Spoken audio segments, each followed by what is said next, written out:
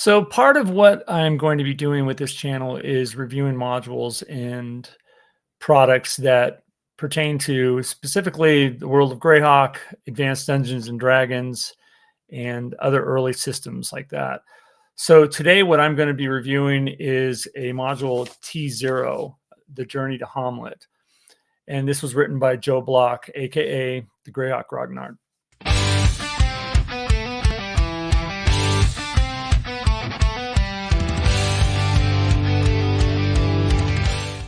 So most of us are familiar with the Village of Hommlet, T1, and I've heard or come up with the dilemma of how are my PCs getting in Hommlet? How do they get there, or did they just magically appear there?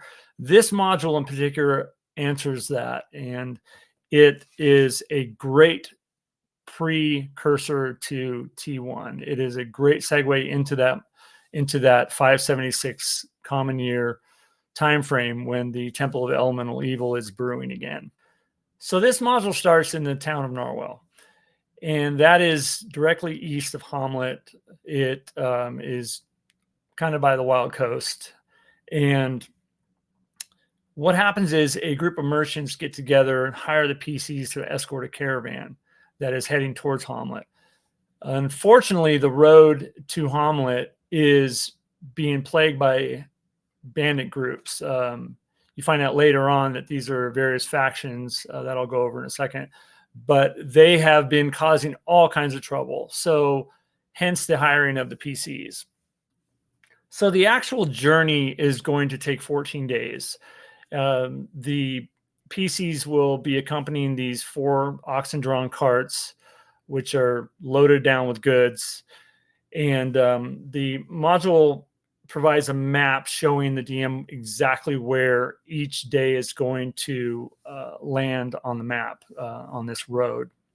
So this module gives the opportunity for the introduction to a lot of different factions that are going to be relevant later on in the Temple of Elemental Evil and the Village of Hommlet. And Joe does a really good job of laying out the motivations and the different factions. You have the earth, water, fire, air, elemental cultists.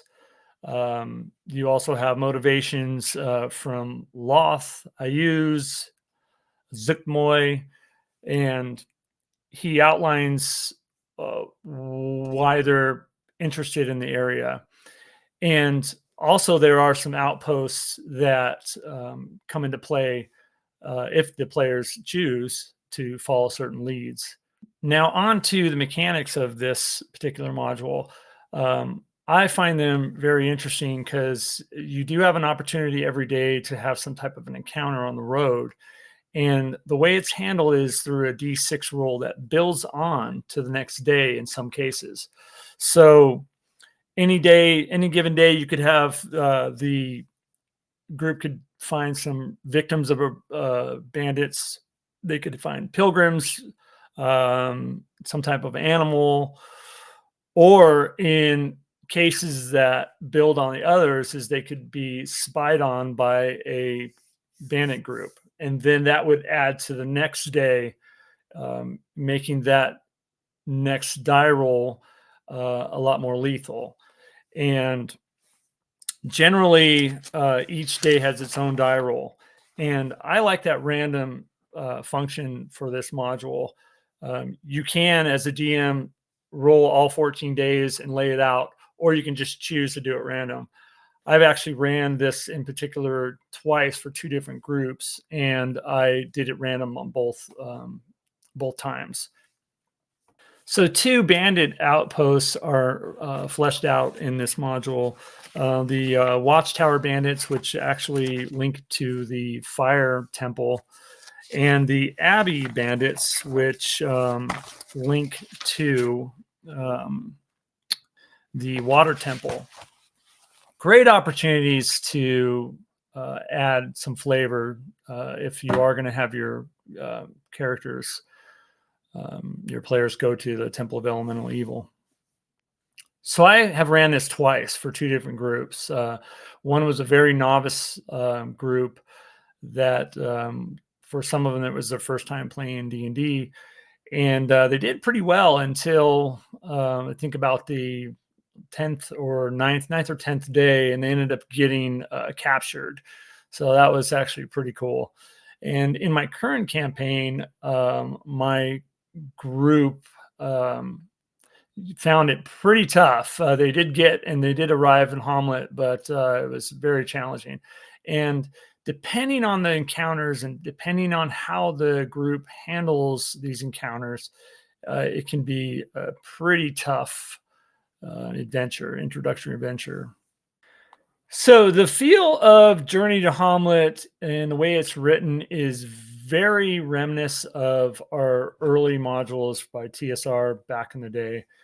Short, tight descriptions, not a lot of fluff, information where you need it, and a lot of room for the DM to use his imagination and expand where needed. So I'm going to give this module 10 swords out of 10 because I think this adds a lot of depth and information. Anybody that is wanting to do T1 through 4, the Temple of Elemental Evil, or just dive into that world there. The fact that it gives you more